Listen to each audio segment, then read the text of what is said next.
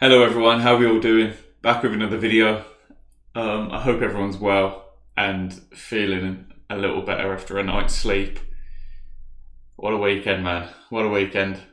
Never experienced one like this in my life. Obviously I'm 28. I've experienced relegation from the Premier League, but into the third division is something I've never experienced. You know what? I don't know about a lot of yous. I'm surprisingly not as devastated as I thought I would have been. I think that comes down to the ownership. And I know a lot of the other clubs are blaming our owners, and I think maybe they have a right to, and so do we. But, you know, with all the stuff they've done off the field and around the club and business-wise, I can't be too mad. You know, I know a lot of people are pointing to the decision of getting rid of John Eustace and bringing in Rooney. And, you know, that certainly didn't help the situation or what was going on. But you know what, I can't get away from the fact, and I've been thinking about this, man. The only common denominator through all these managers this season was the players. And for me, that's where... Look, when you get relegated, there's going to be a whole host of fingers pointing and who's to blame, who's responsible. But for me personally, I think the majority of it lies with the players. I always say I don't want to slag off the players just before I proceed to slag off the players. But they're the only common denominator. 6 managers cannot be wrong. You know, yesterday's performance, they went out there and, you know, a lot of people were saying, you know, fair play to them because they went out and done. That's what you're supposed to do. You're supposed to go out there and fight. And I'm not being funny, Norwich didn't even look like they were that arsed about it. They didn't look like they cared. So... you can't use, you know, they went out there and fought for the win. You're supposed to go out there and fight for the win every game of the season. It's football. You never go out there with any less than that. Well, you're not supposed to. So, yeah. I think the reason I'm not as devastated as I thought I would be is because if we would have went down under the previous owners, I think you just fall off into the precipice of football and just disappear. And you just become another slogger in League One. Do you know what I mean? But under the current ownership, I think they won't be satisfied with this at all. They've reinstated that their philosophy of being able to get to the Premier League within 5 years is still a goal that they're looking to achieve. How realistic that is, I don't know. I think that's massive. I think under the right plan and structure that they will implement into the team, it is infinitely more likely that will come to fruition. However, football's played on the pitch, and I think until the philosophy and the culture embedded in our first team players is different, we can't move on. Having said that, 10 players out of contract now, 5 loanees going back to their mother club. Will that now is the time to change the philosophy and the culture, and fingers crossed, I hope to God Tony Mowbray stays as our manager, because I feel like he will implement a philosophy, a culture, an ethic that then in the future when managers come and go, it's embedded. Do you know what I mean? It's ingrained in this is what we revert back to. Do you know what I mean? When we've switched managers this season, you revert back to book, and our book is shit. Do you know what I mean? We revert back to just do what you can, kick the ball, see if you can get a goal. There's no real plan or philosophy. You know, if Man City sacked Pep Guardiola this season, next season and 2 seasons ago, if their manager's having a bad time, they will revert back to what the players know, which is tiki-taka, pass it round. You know, that is what they would... we don't have anything decent to revert back to. So being able to implement that into the current first team, down to the academy, into grassroots, that's what our priority should be in terms of the footballing side of the game. The business side, I have no business acumen in that, so they seem to have that covered. That's one thing that they do really know what they're on about, our new owners, so I'm not too concerned with that. I think they've done a spectacular job with that. It's just, you know, I think there was frustrations growing throughout the season with some of the owners because of the bad footballing. Well, what we was witness at 3 o'clock on a Saturday, and then you'd hear how they've put new carpet and doors and walls into the training centre, and you think, oh, we appreciate that, man, we really do, but it's not at the forefront of the fans' mind. So I feel like that's where a lot of the frustration was this season. I just wanted to kind of get your thoughts and what's your opinions going down to League One, even from other fans of other clubs or our rivals. You know, what are your thoughts? I know you're loving it right now if you're one of the Villa lot, or I know this is probably like Christmas to you. So you know what? I try to stay off social media as much as possible, but you know, and some of the jokes are pretty good. You know, and they put up a meme and you think that's a good one. To be fair, I hadn't heard that one before. But it doesn't really bother me so much what our fans and rivals say. It is what it is, because, you know, if the tables were turned, I'd be doing the same to them. You know, if we was looking at getting Champions League football and Villa had just been promoted, relegated to League One, I'd be having a party. So I can't know.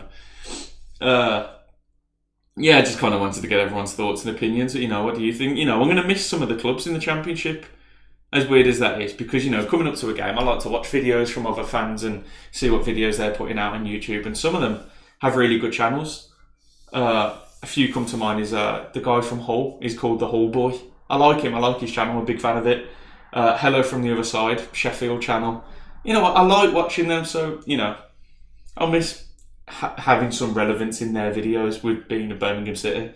But, you know, we get to experience some League One teams, some away days, hopefully cheaper season tickets. That's kind of not a bad thing.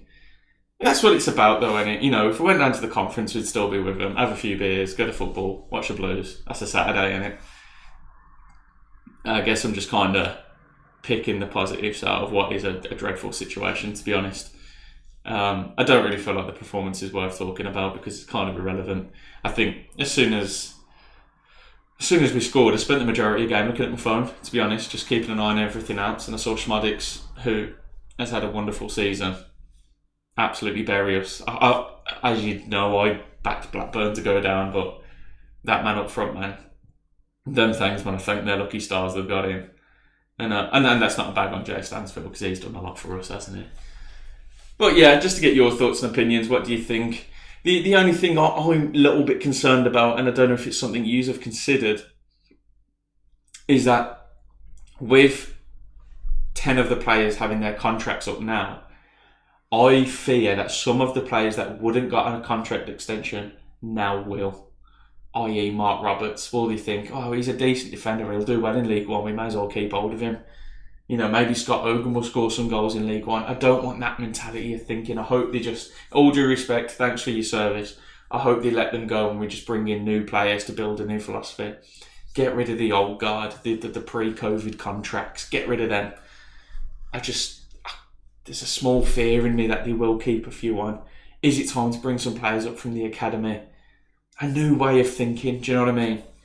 It's not the worst thing that could have happened to us, to be honest. Maybe we'll see it more as a reset.